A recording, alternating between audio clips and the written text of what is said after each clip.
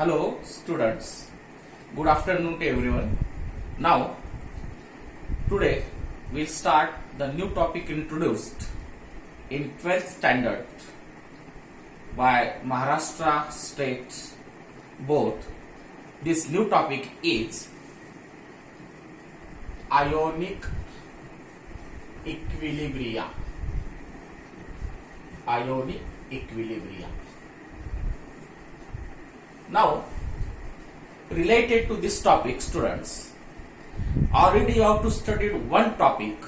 The name of topic is chemical equilibrium, and this chemical equilibrium is studied in the 11th standard. So, what is the meaning of chemical equilibrium? So, chemical equilibrium is a state of a reversible chemical reaction at which rate of forward reaction is equal to rate of backward reaction.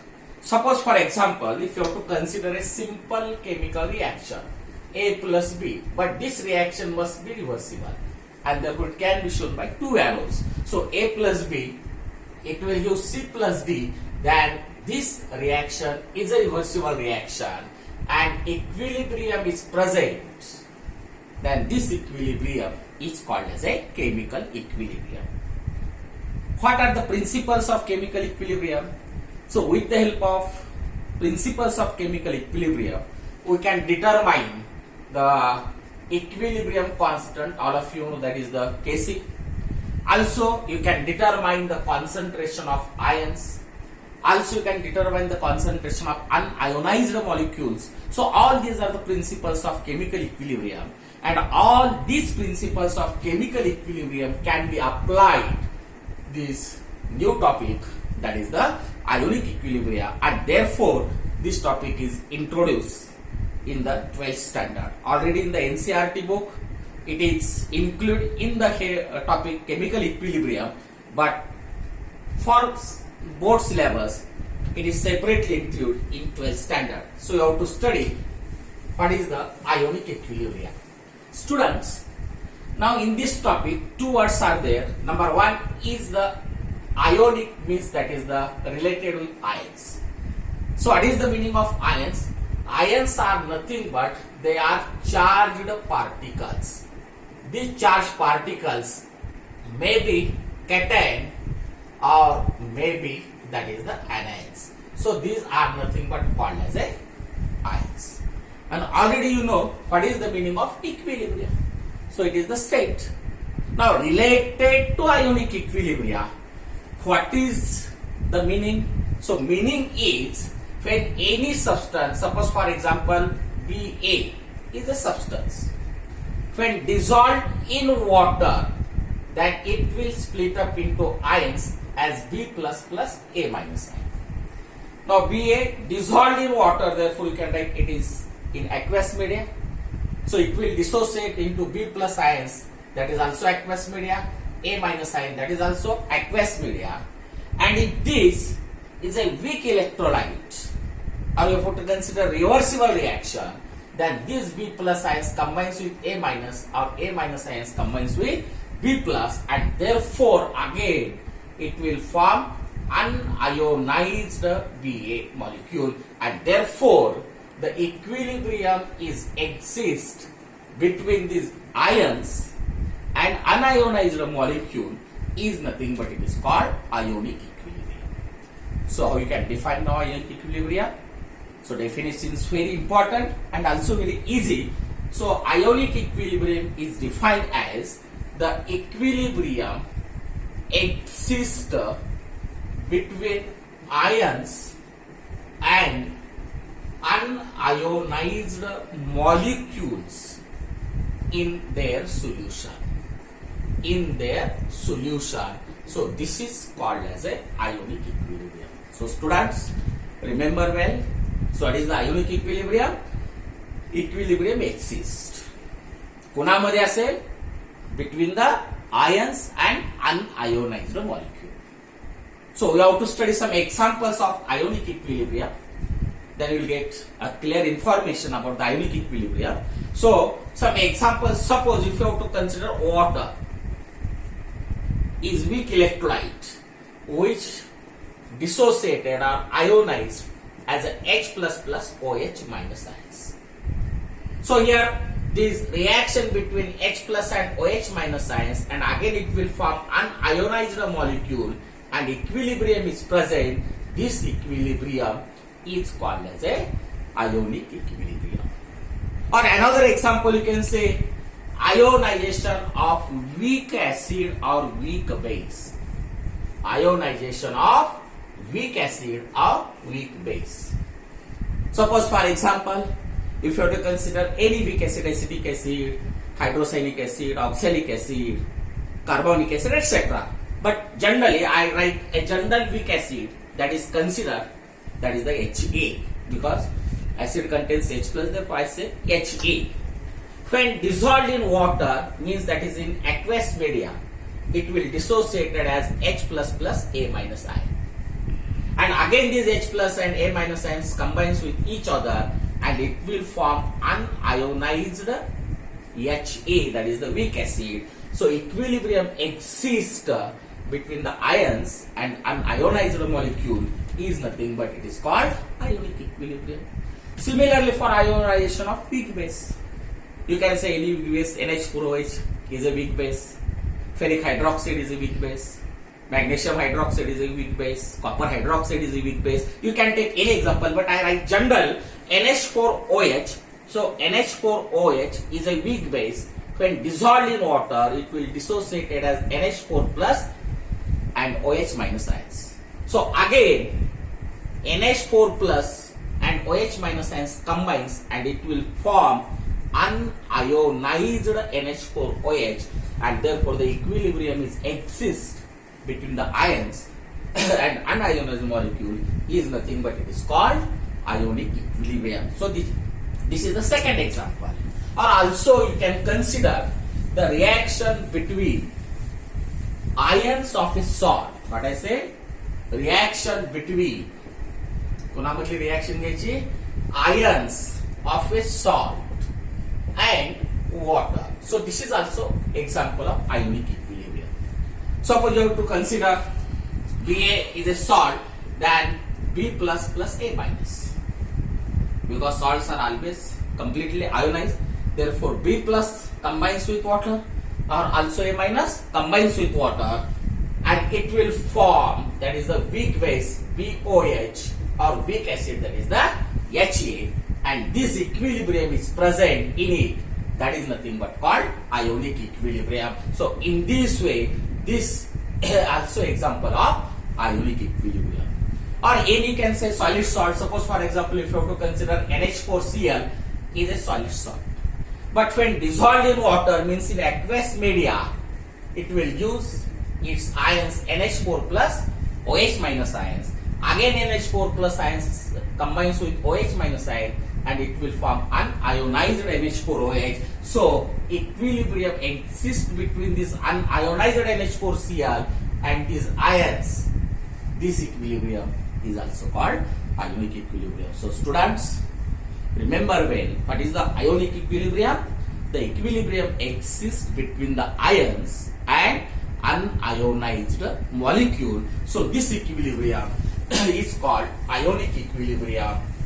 And now there are some concepts in the ionic equilibrium. So you have to study one by one concept under the heading of this topic, ionic equilibrium. So which are the concepts included in this topic? So in short, I will show through that concept map.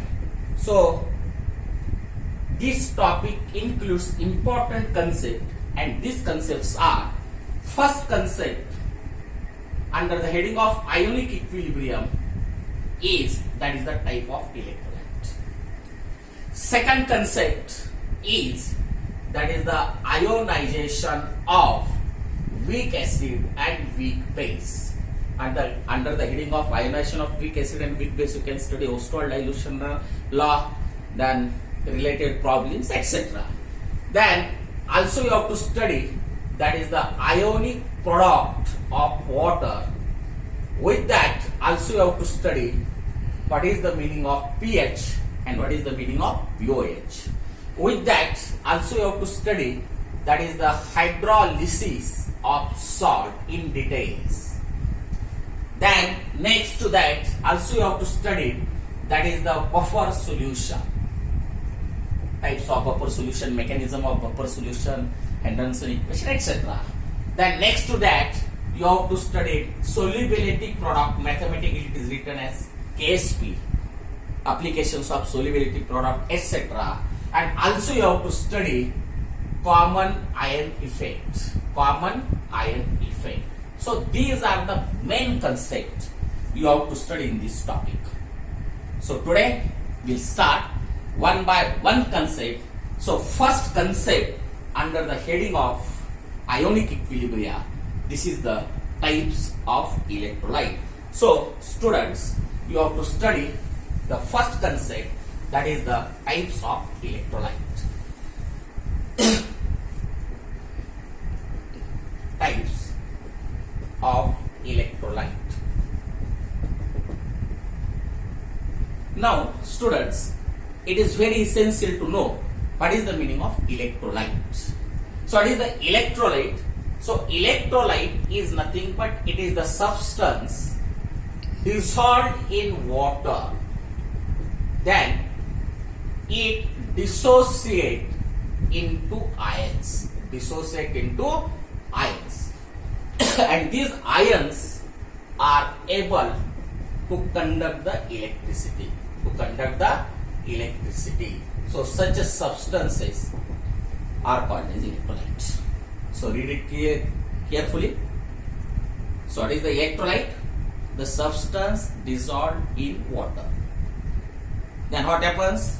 It will dissociate into ions, means charged particles. Okay? And these charged particles means ions are able to conduct the electricity. Such a substances are called as an electrolyte. You can consider any example. Any example means electrolyte example. For example, any strong acid or weak acid, means simply I write that is the any acids are called as electrolytes. Any bases are called as electrolytes, or salts with water, this solution also acts as a electrolyte. So in this way, these are nothing but called as an electrolyte. What is the difference between electrolyte and non-electrolyte? Now you know the electrolyte dissolve in water, dissociate into ions, and these ions are able to conduct the electricity. And what is the non-electrolyte?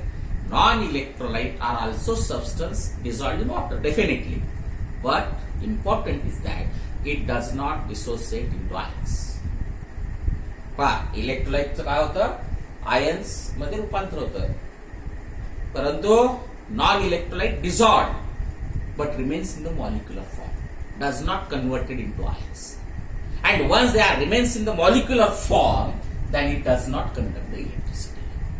Means non-electrolyte are bad conductors and electrolytes are conductors. Electrolyte dissociate into ions, non-electrolyte does not dissociate into ions. But related to this topic, you have to study types of electrolytes. Now, there are two types of electrolytes. So, these two types of electrolytes, number one is called as a strong electrolyte and second one is a weak electrolyte. Now, what is the meaning of strong electrolyte? So, strong electrolytes are those electrolytes which dissociate completely in their solution. काय होतं याच्यामध्ये strong electrolyte मध्ये which dissociate completely in their solution. Second point you have to remember, it gives large number of ions. It gives large number of ions in their solution. Once the dissociation is complete, then definitely it gives large number of ions in their solution. Once it gives the large number of ions, then definitely you have to remember they are good conductor of heat and electricity. And one point you have to study next to that, that is the degree of dissociation.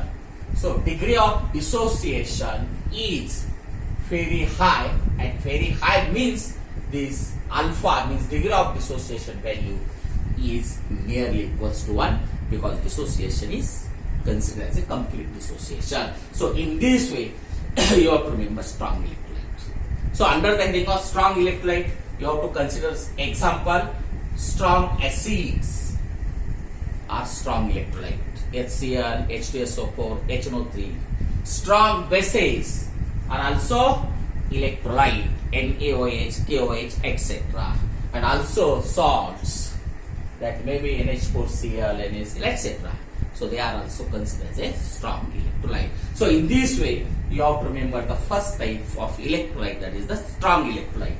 Now, second type of electrolyte is called as a weak electrolyte. Now, once you know the strong electrolytes, definitely we'll get the ideas about the weak electrolyte. So what is the meaning of weak electrolyte? Weak means feebly dissociated, feebly ionized. Feebly means partially, and therefore you have to remember weak electrolytes are those electrolytes which dissociate partially. Which dissociate partially means dissociation to less extent. And once it dissociates to less extent, then definitely it gives large or less number of ions, less number of ions. It gives less number of ions.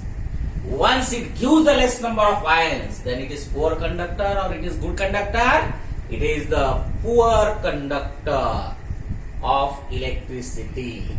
And what about the degree of dissociation values? So here, this alpha means degree of dissociation value is very less as compared to 1. As compared to 1 means mathematically you can say this alpha value is very, very less. So in this way, you have to remember what is the weak electrolyte. For example, you can say any weak acid. You can consider acetic acid is weak acid, hydrocyanic acid is the weak acid, carbonic acid is the weak acid, oxalic acid is the weak acid, any weak acid. That is the example of weak electrolyte.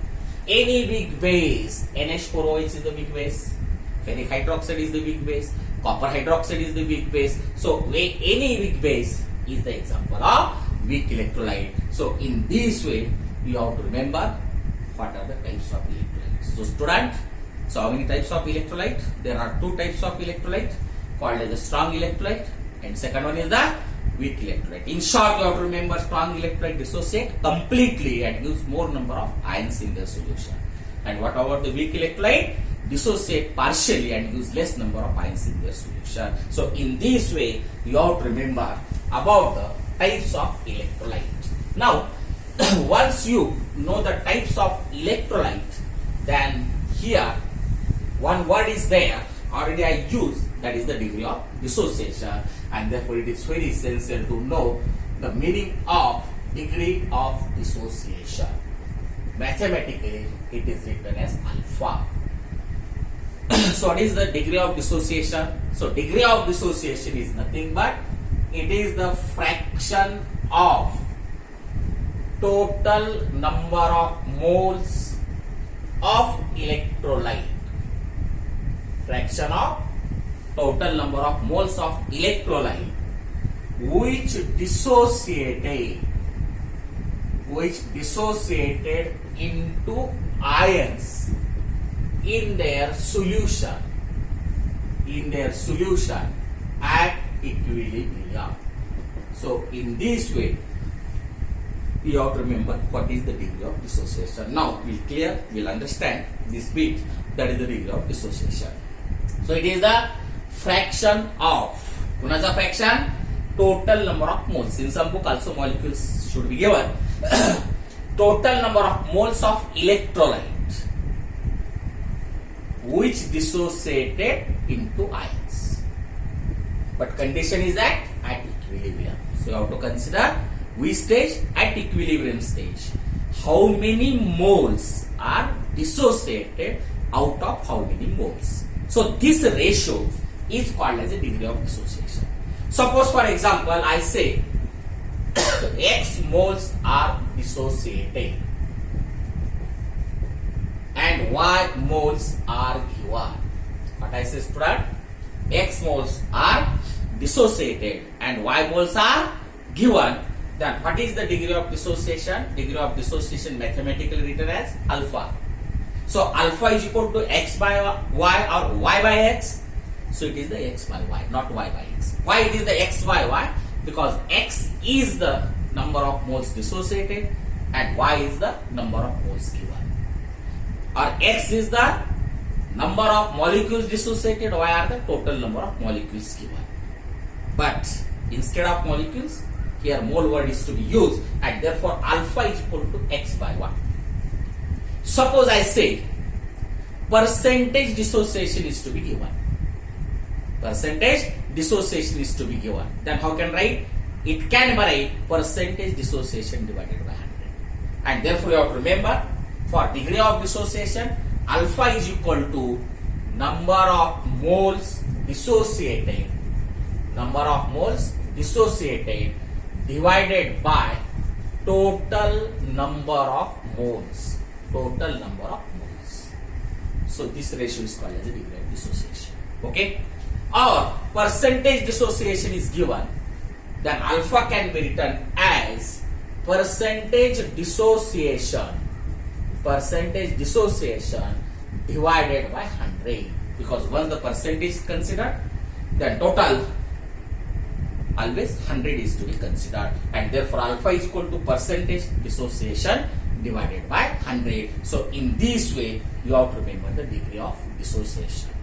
Also one point you have to remember, if C is the molar concentration of electrolyte, what I consider here, C is the molar concentration of electrolyte in moles per dm cube, then equilibrium concentration of cations, or also you can say of anions, can be written as alpha into C.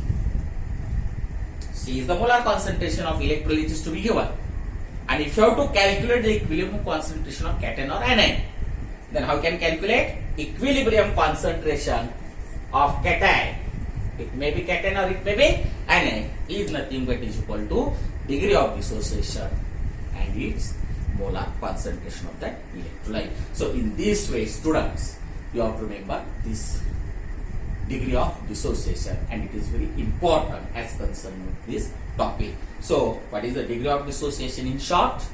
It is the fraction of total number of moles of electrolyte which dissociated into ions in their solution at equilibrium, and mathematically it can be written as number of moles dissociated divided by total number of moles, or percentage dissociation divided by 100.